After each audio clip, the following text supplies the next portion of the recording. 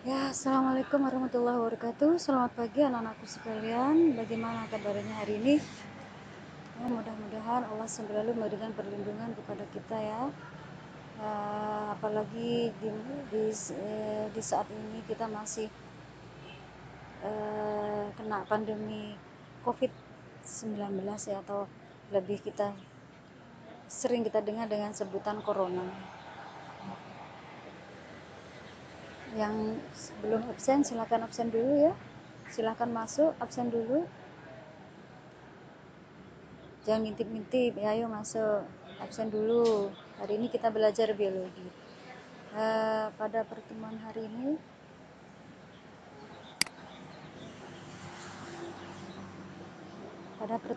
ini, kita akan belajar tentang ruang lingkup biologi. Ya, untuk kelas 10 di bab 1 itu tentang ruang lingkup biologi. Ruang lingkup biologi itu meliputi yang pertama adalah hakikat biologi sebagai ilmu sains.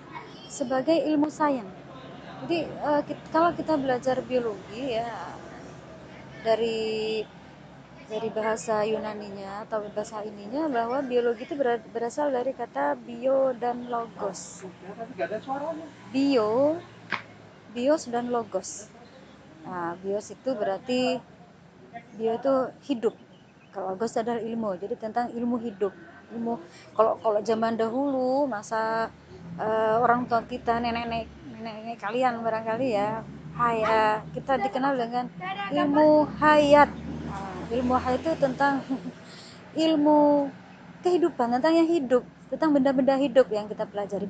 Memang kita tidak lepas dari hal-hal yang tidak hidup, yaitu misalnya ada udara, ada cahaya, kemudian tanah. Itu kaitannya dengan masih ada interaksinya dengan ilmu biologi. Nah, maka itu yang disebut dengan abiotiknya. Tapi kalau hal-hal yang benda hidupnya itu yang disebut dengan biotik, yang tentang yang hidup. Dan kita tidak bisa hidup itu tidak bisa lepas juga dari cahaya, air. Kalau kita nggak ada cahaya, kita juga bisa mati. Tumbuhan memerlukan cahaya, ya kan? Kalau tumbuhan nggak dapat cahaya, maka fotosintesis tidak terjadi, sehingga misalnya padi, kalau tidak ada cahaya, maka hasil padi tidak akan meningkat, tidak bisa, hasilnya tidak optimal, sehingga pasokan pangan untuk kita itu pasti berkurang. Ya, misalnya yang lainnya lagi lah, yang jelas kita pasti memerlukan cahaya. Walaupun kita tidak mempelajari tentang cahaya, tapi biologi itu tidak lepas dari hal-hal yang bersifat abiotik. Abiotik itu tadi yang tidak hidup ya. Kemudian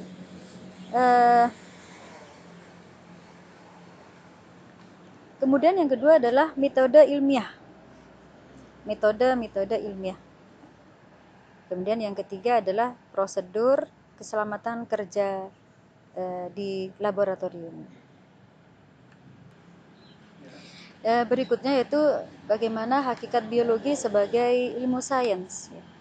Yang pertama, biologi sebagai ilmu. Biologi sebagai ilmu ya.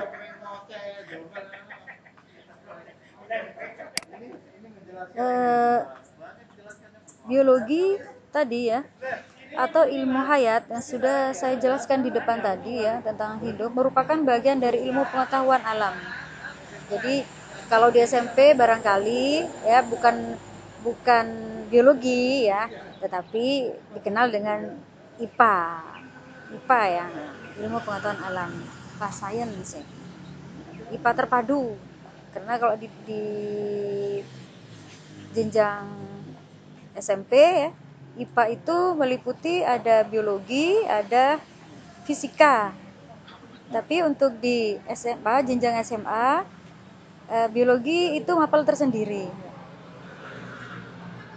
Kemudian berikutnya, sains didefinisikan sebagai ilmu yang pelajari gejala-gejala alam. Saintis ya.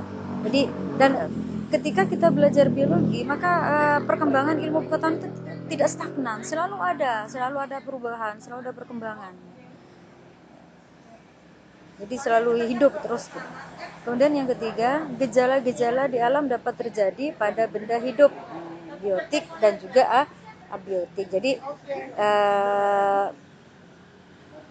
seperti saya jelaskan di awal juga bahwa kita belajar biologi itu tidak hanya tentang yang hidup, tetapi memang lebih fokus kepada sesuatu yang atau benda-benda hidup, tetapi kita tidak lepas dari benda tak hidup yang disebut dengan abiotik. Ya, seperti contohnya tadi ada air, ada tanah, ya, ada udara, ada cahaya, itu adalah lingkungan abiotik.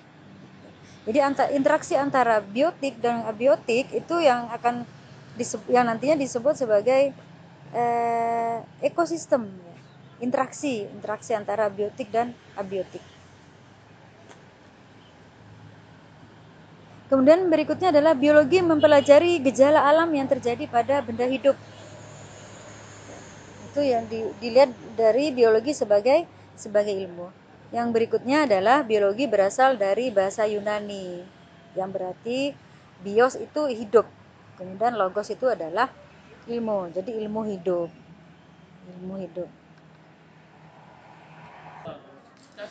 Berikutnya ya, objek kajian biologi.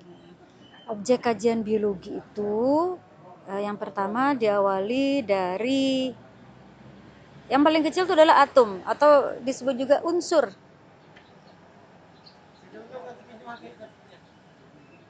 Unsur atom. Jadi kalau unsur itu berarti dia tidak bisa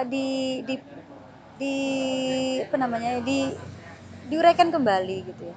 Kalau misalnya seperti berikutnya itu adalah senyawa ya atau molekul gitu. Senyawa atau molekul. H2O itu adalah air. H2O itu adalah air ya, molekul air. Terdiri atas hidrogen dan oksigen, itu air. Itu dilihat dari objek kajian biologinya. Yang pertama adalah atom, kemudian molekul, kemudian adalah organel.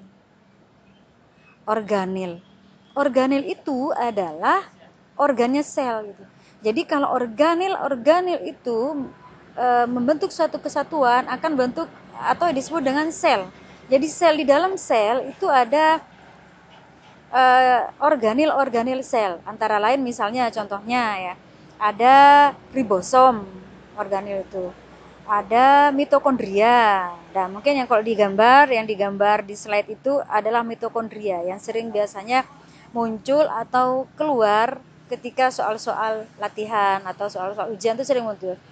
Senang para penulis soal itu munculkan yang namanya mitokondria. Kemudian jadi kumpulan dari saya ulang kembali bahwa kumpulan dari organil sel itu disebut dengan sel. Organil yaitu membentuk suatu kesatuan akan membentuk sel. Sel kemudian akan menyusun mempunyai fungsi yang sama ya. Sel-sel itu yang mempunyai fungsi yang sama akan membentuk satu kesatuan yang disebut dengan jaringan. Jaringan epitel.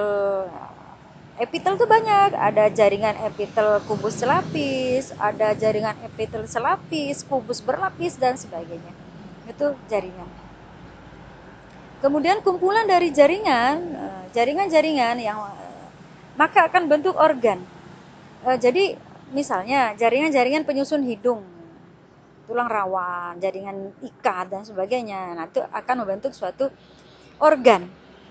Organ itu contohnya misalnya mata, ya, tangan itu organ. Kemudian kaki itu organ. Kemudian hidung, mata, telinga itu organ. Kalau bersatu ya, kumpulan atau urutan-urutan misalnya ada mata, ada hidung, ada ada tenggorokan, kemudian ada faring, ada laring, trakea, bronkus, itu namanya sistem pernafasan. Jadi itu sistem organ. sistem organ itu meliputi banyak sistem organ. Itu ada sistem pernafasan, ada sistem respirasi, ada sistem reproduksi, dan penyusun dari sistem-sistem itu ada organ-organnya. Misalnya hidung, sistem pernafasan berarti kan kalau sistem pernafasan itu ada hidung, ada tenggorokan, ada bronchus, paru-paru, alveolus gitu. Kalau misalnya sistem pencernaan berarti kan mulut, kemudian ada kerongkongan, ada lambung, ada usus, dan seterusnya. Itu sistem. Jadi kalau namanya sistem itu terdiri dari beberapa organ-organ penyusun dari sistem tersebut. Kemudian setelah sistem organ, maka disebut dengan organisme. Ya, jadi sistem pernafasan, sistem respirasi, sistem koordinasi, transportasi atau regulasi, ya. Itu kumpulan-kumpulan tersebut akan bentuk suatu organisme atau individu.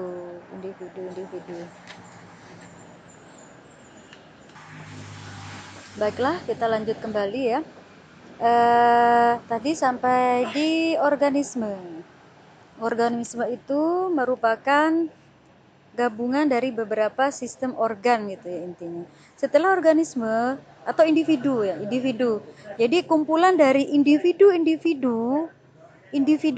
yang sejenis ya. Itu disebut dengan populasi. Misalnya populasi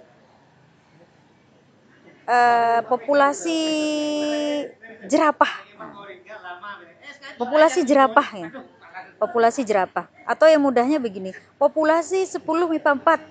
Itu kan semua anak 10 MIPA 4. Itu namanya populasi 10 MIPA 4. Berarti kalau kelas 10 MIPA 2 berarti populasi 10 MIPA 2 dan seterusnya.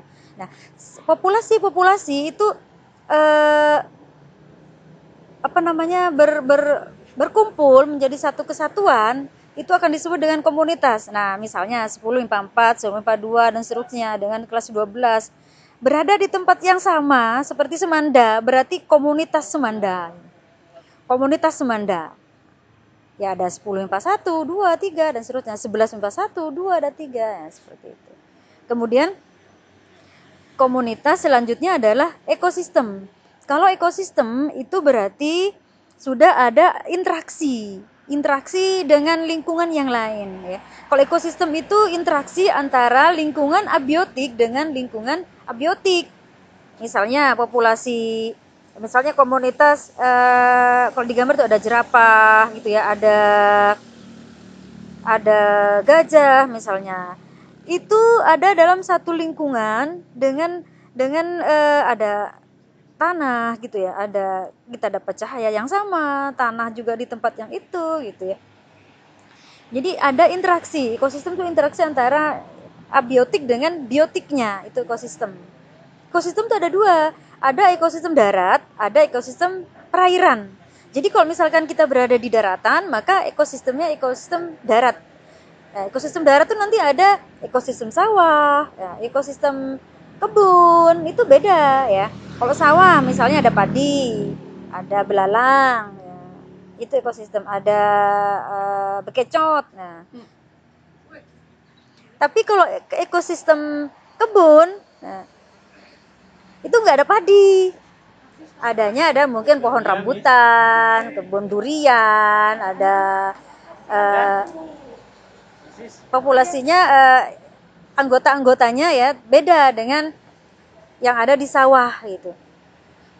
Kalau ekosistem perairan tuh ada air laut, ada air tawar, jadi beda ya. Air tawar berarti kan ikan-ikannya juga berbeda ya. Ikan air tawar itu seperti misalnya ikan gurami, ya, ikan mas, ya itu air tawar. Apa komponennya di situ ya? Yang interaksi ya. Jadi kalau abiotik kan ada air tawar itu abiotik. Nah, interaksinya itu ekosistem. Ya. Kemudian yang lebih luas lagi ya, yang terakhir itu adalah biosfer. Biosfer itu merupakan satu kesatuan, interaksi dengan alam secara keseluruhan, itu biosfer. Ya. Mungkin sampai di sini dulu ya pertemuan kita untuk pertama kali ini. Nanti pada pertemuan berikutnya akan kita jelaskan kembali, Ibu jelaskan kembali yang lebih mendalam ya, insya Allah. Mudah-mudahan untuk saat ini kalian bisa memahami itu dulu ya. Saya akhiri, Assalamualaikum warahmatullahi wabarakatuh.